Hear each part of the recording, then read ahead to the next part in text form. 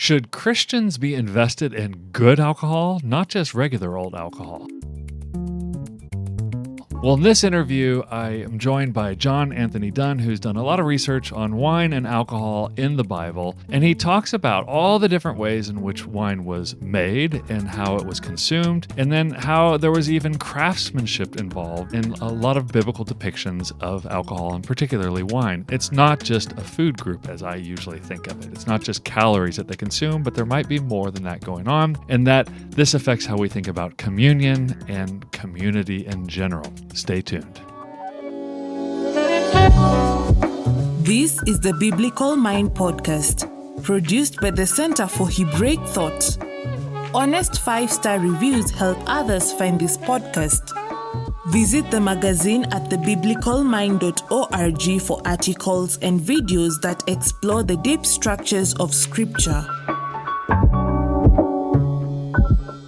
Yeah, well, in my context, I grew up in a fundamentalist Baptist school context while going to a Calvary chapel for church.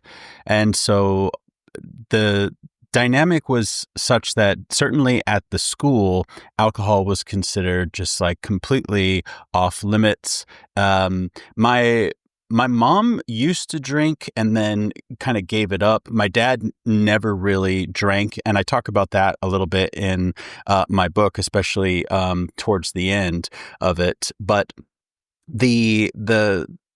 for my mom, it was, I think she was newly Protestant. Same with my dad, newly Protestant. They were kind of nominal Catholics, and I think they weren't super convicted about, this or that on a number of issues, but because of the context in which we were in, it was like, oh, if this is what it means to be a good Christian, then that's what we do.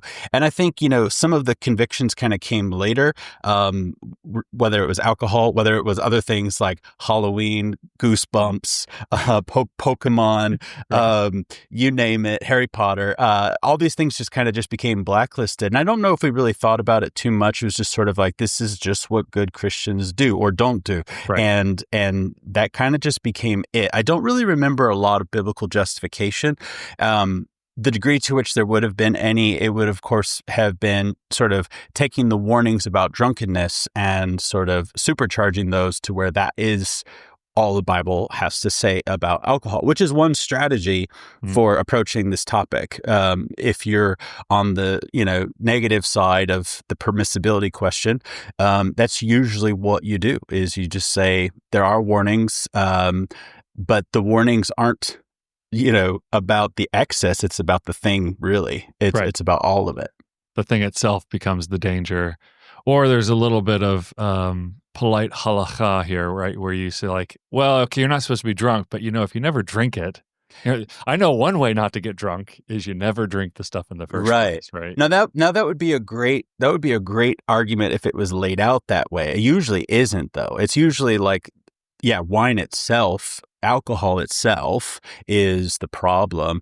I do talk about that matter as well, the kind of sort of putting a hedge around the law, so to speak, where if you just never drink it, then you're not going to get drunk, which is, of course, one approach to sort of maintaining that commandment, let's say, to avoid drunkenness. And that's one way to do it. That's not the only way to do it. Right. Moderation is another way to avoid drunkenness. Yeah, and I think, you're hinting at this issue of how do we relativize things going on in Scripture, prescriptive teaching in Scripture into modern culture. So, even, in American culture where you have open access to very cheap alcohol, we have open access to lots of calories, right? So we have things that Israelites just did not have. Open access to as many calories as we can eat very cheaply. In fact, in some ways, the cheapest calories are the worst calories that we sell in the United States. And certainly in the UK, me and my wife always joke that the cheapest food in the grocery stores in the UK is like the worst food for you. Yeah. The candy bars, you can get 5 of them for £1 or whatever in a treat pack. So, there's this view that wine and any kind of alcohol in the ancient world would have been part of their calorie consumption, right? So, like the idea of not having it would be like, well, how else are we supposed to eat if this isn't part of our daily caloric intake? And then we have this problem of we have too easy of access to it. So you can imagine someone saying like, yeah, nobody should get drunk in this village because those are our calories and we can't burn through those, right? Like we just can't afford that. But that's not the issue. And then I can imagine the other issue, which is, a lot of majority world countries that I've taught in, and you've taught in lots of places, like the people who are getting drunk are basically the guys who are going out there and working 12-hour hard labor jobs, and then they come home and it's just like relief from aches and pains, and it's a thing you do, and that becomes part of the problem. And so in the American culture, we have this really wonky like setup with alcohol where we can get as much as we want. Most of us don't need it for any kind of self-medication. We're not destitute poverty, as Proverbs 31 says, that it might be good for us for who are perishing. And so then the question is, how do you moderate our view? So in some ways, I'm working towards maybe, do all the issues of moderation, are those actually the teaching on alcohol that Americans or Western people should be focusing on? Or is it the dangers of alcohol itself? Yeah, there's a lot that that's crossing my mind as you bring. Yeah, I know. Sorry, I laid out 15 problems in one. No. I know it. I like it. I like it because when I think about the issue of like ancient caloric intake, I mean, I do think that that's one of the issues behind like Deuteronomy 21 and the law about the rebellious son. I do think that. I talk about this in my new book. Oh, good. Good. I do think that that's one of the issues there. One of my friends, Dr. Rebecca Welton, has a kind of different take on this, and it's worth engaging with. In her volume, he is a drunken and a Right. No, he is a glutton and a drunkard. Yes. It's a great book, and she makes an argument that there's kind of cultic issues that are really at the core there. That it's really kind of this deviant consumption with reference to / in worship of other deities, and that's very interesting. She has a whole host of arguments for that. But I think at the kind of my kind of reading is that it's about resources, and it's about depleting those resources, and I think that's really kind of the fundamental issue. And then when I think about like the promises of abundance in, like, let's say in the Hebrew Bible, where like mountains are going to drip with sweet wine, I think we have to see that abundance from the perspective of scarcity and from the perspective of the kind of precarity of life in an agricultural society. The promise of mountains dripping sweet wine is not just, hey, you're going to have a bunch of alcohol. It's foreign armies aren't going to come in and destroy your vineyards and take all this crop. The weather is going to be conducive to such productivity. You're not going to have, famine and destructive storms or whatever, or plagues of various things. And then also, yes, your caloric intake being provided for. I think there's a lot of stuff that is sort of represented by an image like that for an ancient agricultural society. And then thinking about it from a contemporary perspective, we're not coming at these texts and these promises from the same vantage point. We, as you said, we have way more calories than we need, all these things. The other point I want to say, though, about all of this is I think what happens is in this kind of a conversation, this specific point, what tends to happen is we tend to reduce wine to calories as if the point of wine is it's a necessity, whereas we see plenty of evidence that it's a craft. John 2, you've kept the good stuff until now. There's a sense in which there are better versions of wine, right? Isaiah 25, this well-aged wine that is promised in the eschaton, at the eschatological banquet. That kind of nuance where there's clearly a sense that there's better wines. It pushes back against this idea that alcohol production was strictly a necessity, strictly for calories, etc. Edward Slingerland, in his book Drunk, he talks about how if this kind of, caloric necessity thing was like legitimate, it doesn't explain like why there would be alcohol in China, for example, when you've got like tea drinking, and they're clearly addressing the issue of water through boiling water regularly, Right. these kinds of things. So that's the other part of this that I think about, is how we can't just reduce alcohol to this necessity. Like, water was terrible. They didn't have much else, so they drank wine because they had to. Because it sort of suggests that, like, well, we don't have to, so we can abstain, Right. kind of thing. And I think that just misses the point that there is a craft here. There's an artistry here that we would miss. We don't have to all appreciate that craft and artistry, to be clear, but it's present in the text, and I think that that's something that we can also maintain today.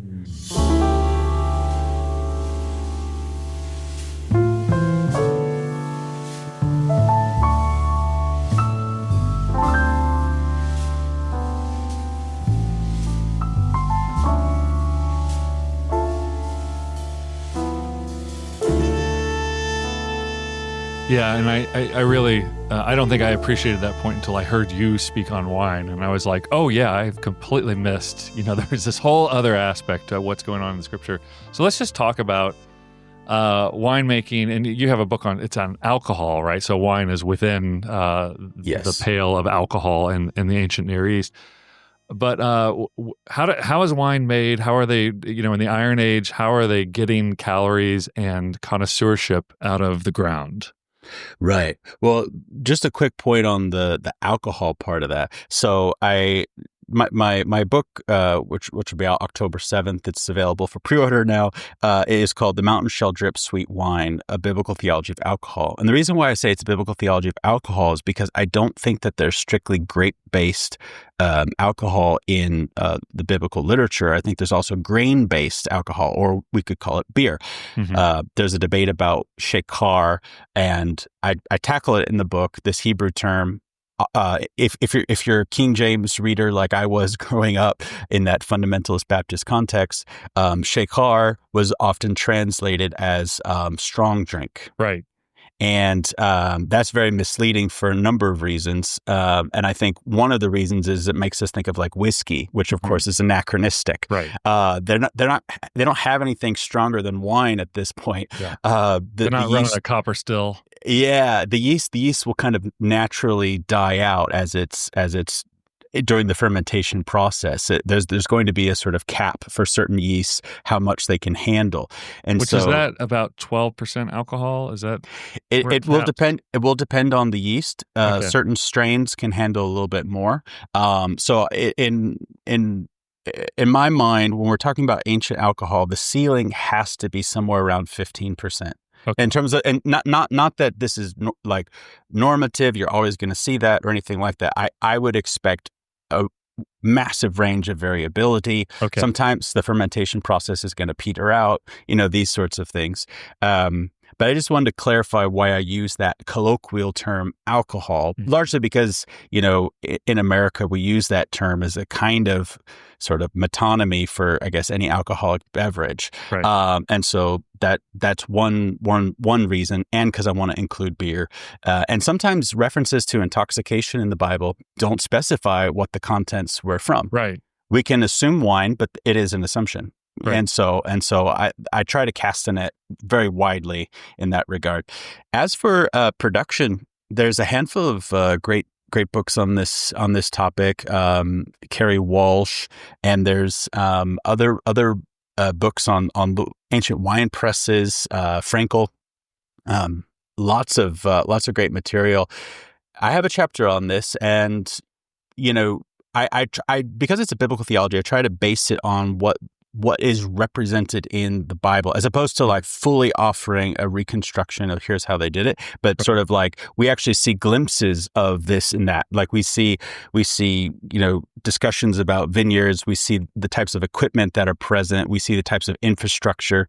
We see references to, the processes like, treading the grapes or like, these different things, references to harvest, references to fermenting vats, the different things like that give us, a sense, and other books that are going to, write archaeological, takes on like how they made wine, going to be much more thorough and comprehensive. Right.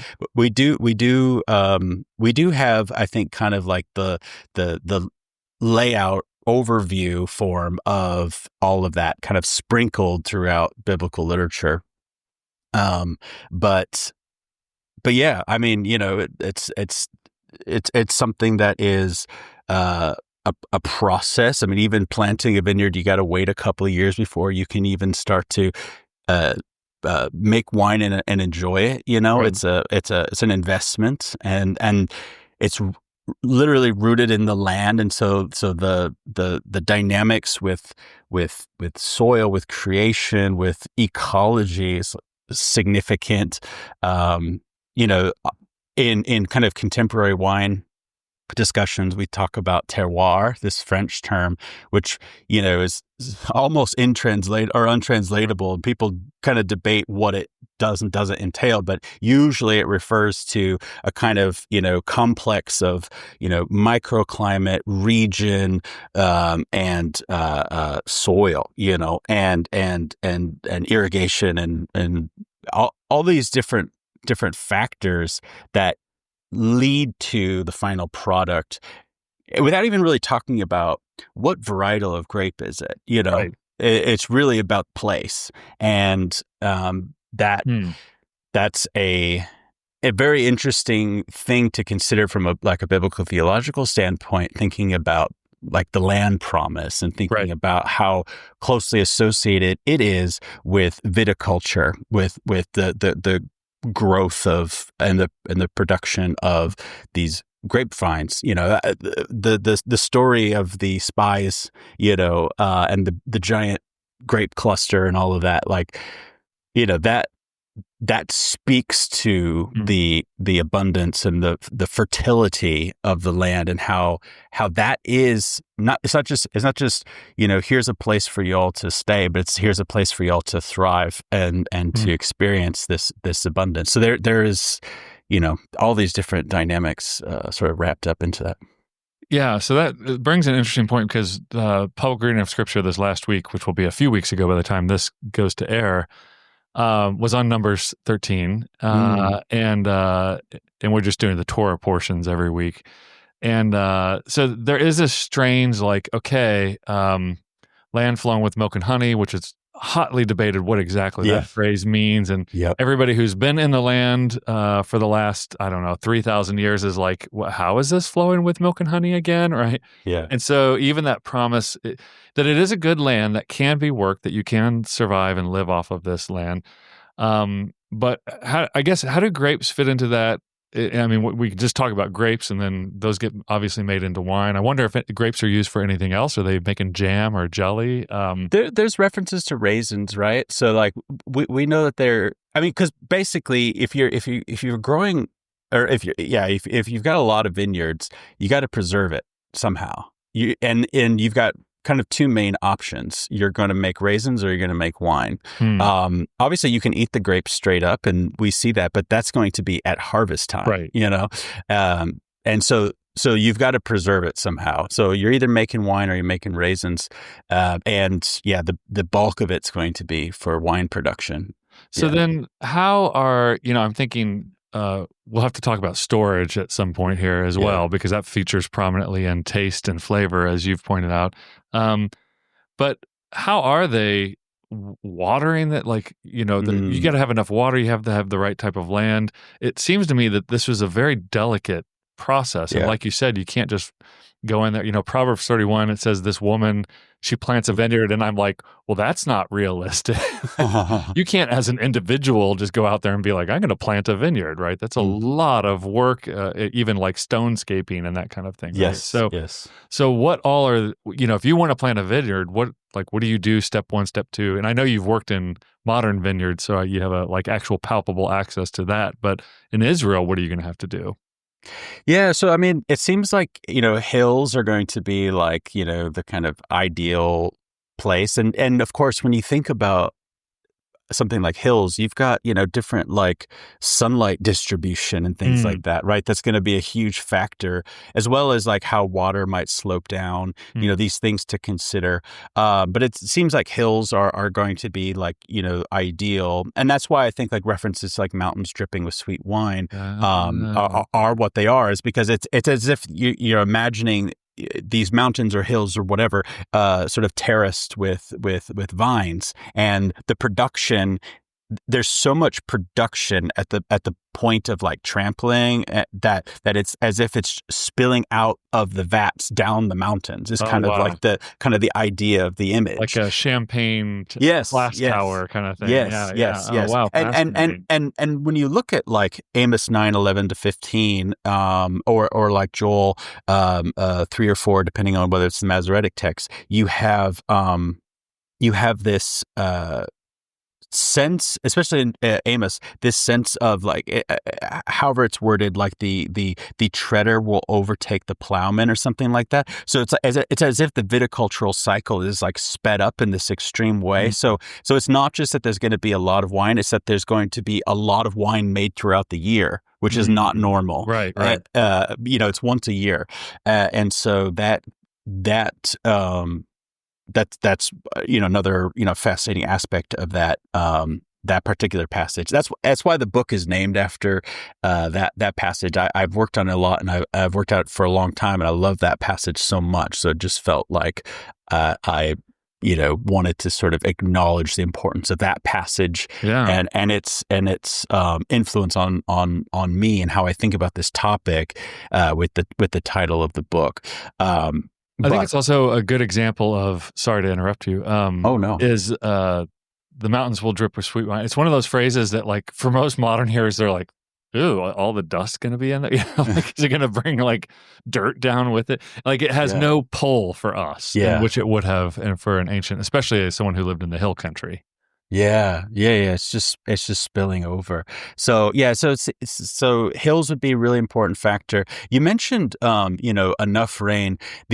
It's true, enough rain, but it's also, you don't want too much. Right. So there's kind of like there's kind of like a Goldilocks sort of thing. So you don't want the grapes to have so much water content, relative to its sugar content, because then you're gonna get like weaker wine in flavor and in alcoholic potency, which is important for preservation, not just for and aging and these sorts of things. So there's a lot of reasons there, why that matters and why that's important, but it will impact the final product. So it's an interesting kind of Goldilocks thing where yes, you need rain, but you don't want too much, and also like when you get it as well also matters. So the dynamic with Israel, where it's going to be dry in the summer and kind of rainy in the winter months, is a really, really good thing for vines in.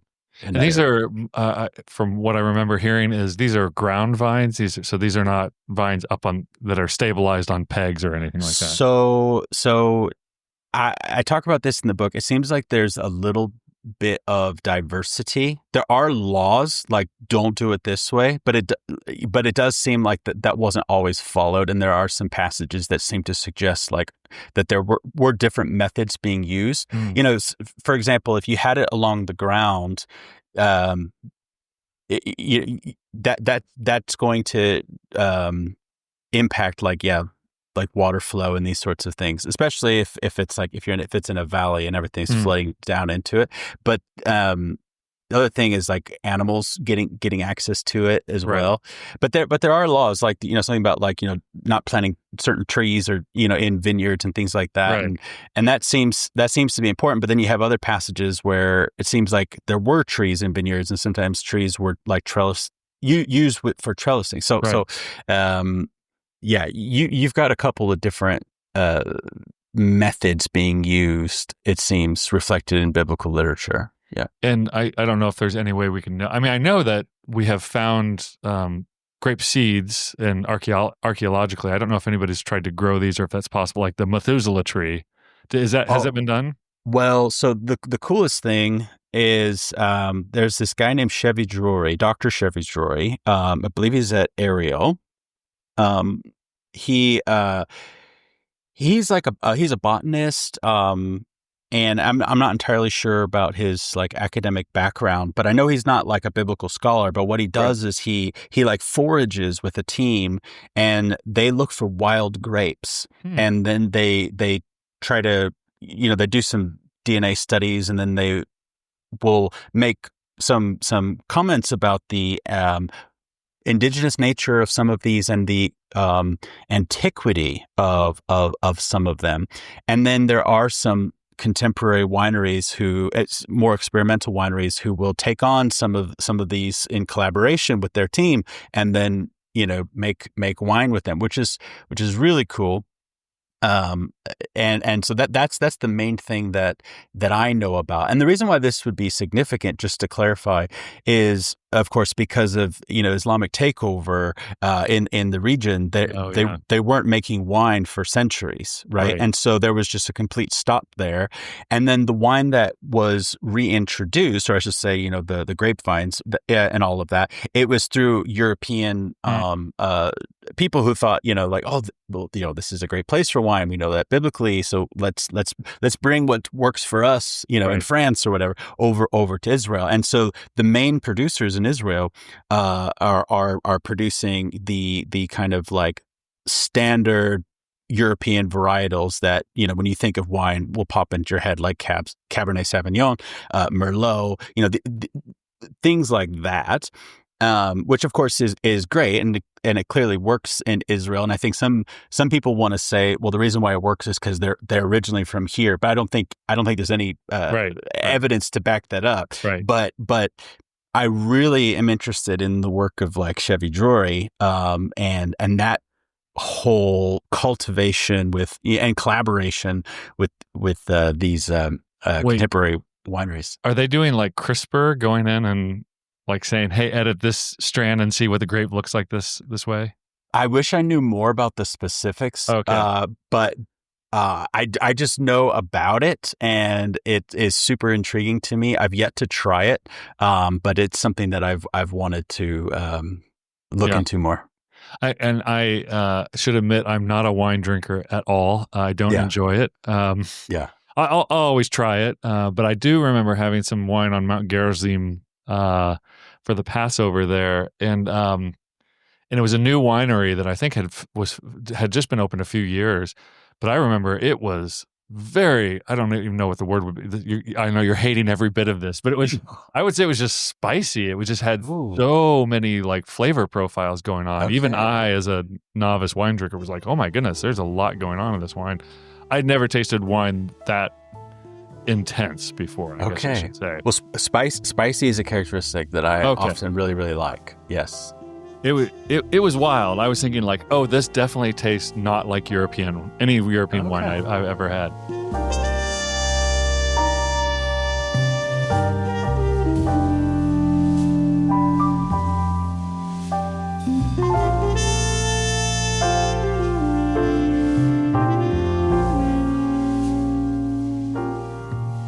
I think what always puzzled me in my imagination, and students always asked when I show them pictures of the winemaking production that we know of archaeologically, that, there's this kind of like, okay, well, we put them in bottles and seal them. Like what are they doing with this stuff when they get it? And how do they hold it and keep it and ferment it? Because that seems like a sealed production issue, right? Yeah, yeah. So it's the fermentation side of it, at least kind of like the primary phase. It seems like they often did it, and this is from archaeological evidence. I don't think there's lots of descriptive evidence in the Bible about this, but there's going to be vats that everything kind of drains into from wherever any kind of trampling or whatever is going to take place on site. And it seems like they would ferment in a kind of open environment, or at least often did. Like maybe there was a special canopy or something like that. But it seems like they were just like fermenting in the open air. And the cap that's created, I don't know if you've ever like been to a winery or seen kind of like what happens when you've got the grape skins in contact with the wine, the maceration as it's called.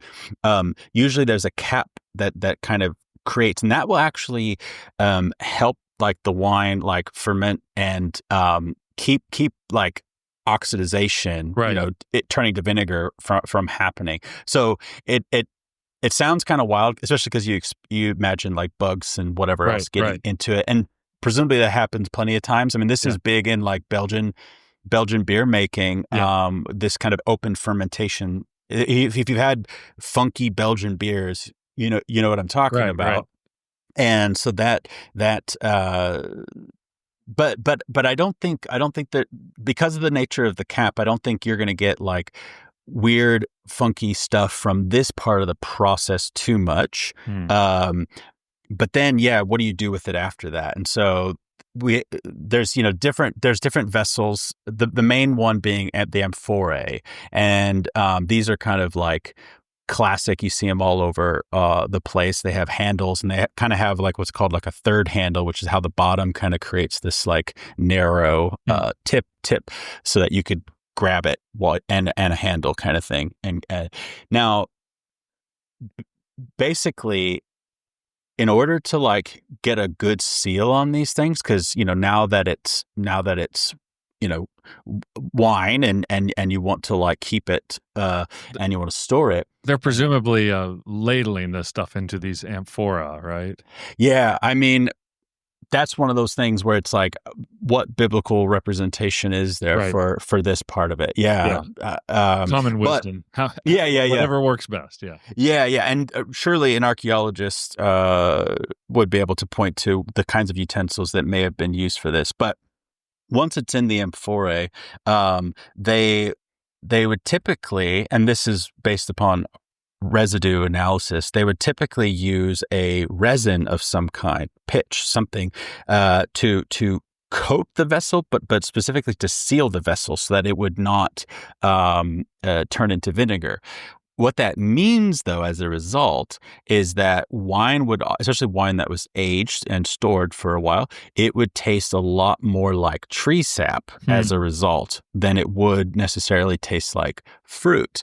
And that's probably ubiquitous. So Patrick McGovern, who is an archaeologist and a chemist at the University of Pennsylvania, he's I think the director of the museum there, and then has been a professor there for a while.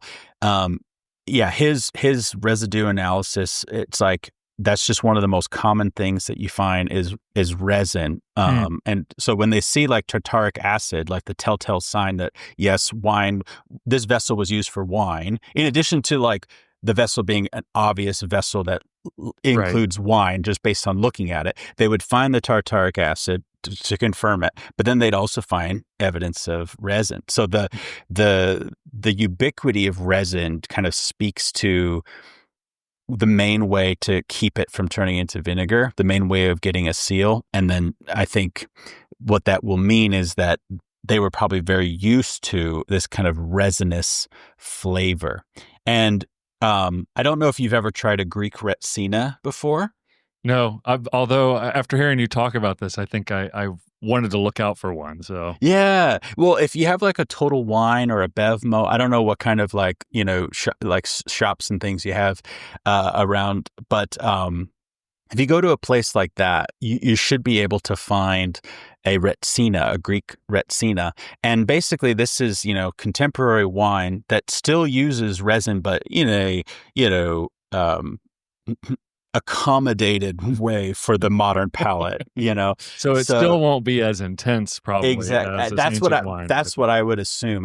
So it's a good it's a good way to like get a sense of like, oh, that thing that I don't normally taste in wine, that would be ubiquitous. Like, okay, like it, and so it's a good way to kind of orient yourself to a distinctive flavor profile of ancient wine.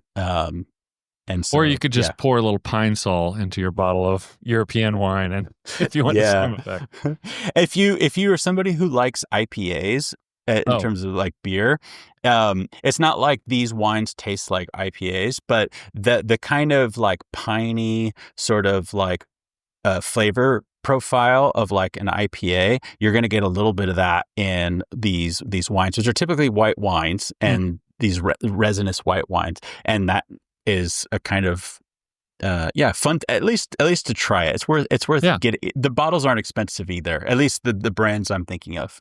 Yeah, if you do a Passover or a Seder, try one of these wines. Take it back old school, right? Which brings me to probably the most controversial thing I've ever heard you say, which is you argued quite eloquently. Oh, right. That the quote unquote first miracle of Jesus was probably turning water into white wine. Yeah, which kind of has to do with stored wine versus the white wine. So maybe you could explain. I don't want you to give away everything in this book, but this to me is like, oh, this matters. It kind of pulls together lots of things you've been saying about craftsmanship and taste, and flavor, and storage, and all those things. So why do you argue white wine as the miracle, not red wine? Yes, so there's a couple of things to keep in mind. So the first thing, the master of the banquet, when he tastes the wine, he says, normally you bring out the good stuff, and then once everyone's had their fill, as the English euphemistically is often rendered, but it's once they're drunk, then you bring out the lesser, right? You won't care about the quality of the wine anymore. Your taste buds are shot, like whatever is implied there. And we have other kind of references in antiquity about these types of like, dining customs of doing this very thing. But he says, but you've kept, the good stuff for now. And that speaks to, or at least raises a question of like, well, what did ancient people think was good? Right. And when you dig into some of the agricultural writers like Pliny the Elder or Columella or figures like this, they'll often talk about, how some wines are good because you don't get a headache from them, right? Sometimes what makes a wine good is it doesn't harm you as much, and there's different ways of thinking about what makes for good wine. But what's really interesting, like the wines that are prized in the Bible, there's like provenance associated with it, whether it's like Lebanon in particular. It's one of the only places where like provenance is mentioned other than Helbin in Ezekiel 27. And maybe Sorek, but that's the choice vine, that may or may not reflect provenance. But you don't really get a lot of like specifics in the Bible about what makes something particularly good. There's references to how it's like it is good or it is better or whatever, but the idea that knowing specifically what's in view is not terribly obvious. Again, going back to these agricultural writers, when they talk about the best wines, like in like Rome, they'll talk about certain producers, and they talk about place over product a lot. Like certain places make really good wine, and there's the kind of the best wine is Falernum, and Pliny has a lot to say about this. And it seems like Falernum was probably a white wine, and there's a handful of places where white wine is really highly prized. A great example, probably my favorite example, is this wine shop in Herculaneum, which was destroyed by Mount Vesuvius along with Pompeii, and very well preserved, although destroyed, but like in this amazing, level of preservation. There are these wines that are sort of like on the storefront, sort of like fresco painting. And you've got 4 different colors of the wines, and the most expensive one is the white one. And so you have these different dynamics. And part of the reason why white wine would be highly prized is because it was harder to make. I mean, it basically involves like no maceration, so no skin contact. As a result, probably most white wines were technically orange or amber. But the idea of getting something like white would mean no maceration, so like no skin contact. You're intentionally doing that. But wait, how do you get the juice out with no skin contact? So at whatever point when they're trampling or whatever, they would have there would have been same situation with the vat where the wine's going to flow into the vat, but they would have just prevented the skins from going into the vat. Okay, so there's a heavy straining mechanism. Yes, something like that. But the idea is that this is going to be difficult. And it also means that you are removing the source of fermentation from the process, because the skins have yeast on them. So that's another thing that like amps up the difficulty. But the yeast could still be in the juice, and whatever vats the juice is being fermented in, oftentimes yeast resides in the places where, like on the equipment at breweries and wineries and all this stuff. It just is, because it's been used there, it's sort of still there. So that probably would ameliorate some of the concern about whether they could continue to produce it. But white wine was highly prized. It was difficult to make, more difficult than other wines, more steps involved, and it's more precarious. So one way to think about that then, like this reference to good wine, is like, well, we have these references to white wine being highly prized and all this stuff. Could it be that, in making good wine, Jesus made a wine that would have been, well regarded and would have been viewed as maybe even more miraculous? I mean, wine in general is going to be miraculous, but white wine, if it's harder to make, that could speak to the significance of this sign perhaps a little bit more. But the last thing I'll say is that if you read the text closely, it never says anything visual about this miracle. There's no comment about how they noticed, the wine, or they except in tasting. It's in the tasting that this sign is recognized. It's not in anything visual. And what I always find very, very fun is when you look at like children's Bibles, you look at any kind of illustration of this scene, films, Jesus films, it's always red wine.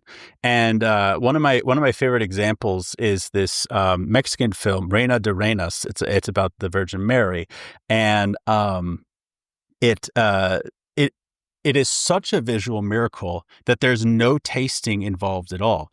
Literally, after they poured the water in, they scoop up and pour it back into the vessel, and it's clearly dark. It's a black and white film. It's clearly dark. So you can see that the miracle has happened. And the master of the banquet, without tasting it, just looks at everybody and says, "You've kept the good wine until now," which is amazing, because it just hammers home the idea that people imagine that this was a miracle that you could see and respect, and you didn't have to taste it to realize that a miracle had taken place. And so that the fact that there's nothing visual about the miracle also leads me to think that the water probably looked like the wine. And so that's the kind of the last point. So when we take all those factors together, I think it's we don't know what Jesus made, but there's good reasons to think that it could have been white wine. And I think that is a fascinating point to make, given that wine connoisseurs today are so big on red wines, especially. And it just shows, if this point is at all on the right track, it just shows one additional way in which comparing ancient wine and modern wine, there's a lot of things to consider. There's different palates that we're talking about. There's different processes. There's different products. But then we also, this is, I think, even more significant, we perceive wine differently. We're talking about the wedding at Cana, and we're talking about how this was a miracle. I think we have to keep in mind that wine in general is miraculous. Right.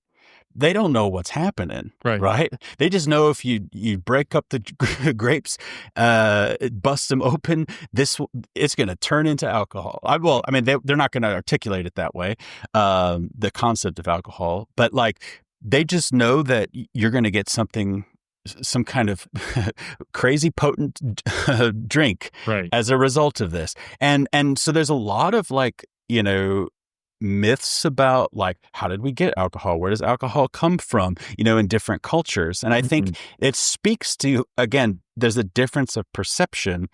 Wine in general is miraculous. So we're talking about the wedding at Cana being a miraculous wine event, but really the whole Bible is full of miraculous references to wine that I think we have to keep in mind. This is just the most significant wine miracle, but it's all sort of divine activity, if you like.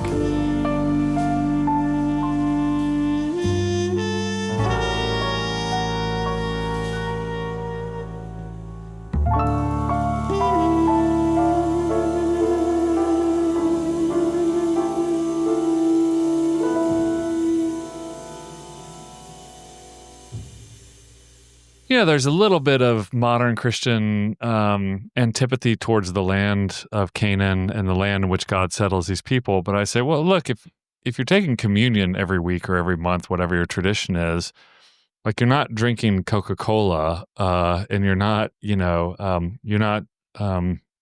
taking beer, although you've included beer as a possible beverage food group in ancient Israel. There's some way in which my theory is that wine itself ties you to the land, both in the Passover and also, the idea that we are connecting to the events that happened in this actual physical terrain. How does that strike you? Love it.